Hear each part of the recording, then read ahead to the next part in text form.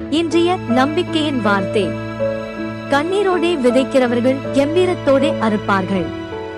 சங்கீதம் அதிகாரம் 126 வசனம் 5. நீங்கள் வேலையில் கடினமாய் உழைத்தும் அங்கீகரிக்கப்படாததாக உணர்ந்தால் அது உங்களை ஊக்கமிழக்கச் செய்யலாம்.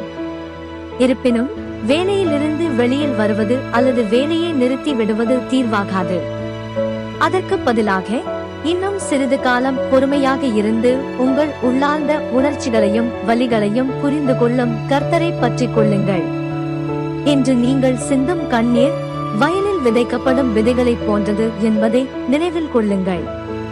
அவை காலப்போக்கில் செழிப்பான அறுவடையாய் வளரும். உங்கள் கடின உழைப்பின் பலனை மிகுந்த மகிழ்ச்சியுடனும் நன்றியுடனும் விரைவில் அறுவடை செய்வீர்கள். அதுவுமல்லாமல் உங்கள் துன்பத்திற்கு ஈடாக தேவனிடமிருந்து நீங்கள் பெறும் ஆசீர்வாதங்கள் பல மடங்காயிருக்கும். எனவே நம்பிக்கையை இழக்காமல் உங்கள் விசுவாசத்தில் உறுதியாயிருங்கள். பிரகாசமான நாட்கள் இனி வரவுள்ளனவென்று நம்பி தொடர்ந்து முன்னேறிச் செல்லுங்கள். ஜெபம்.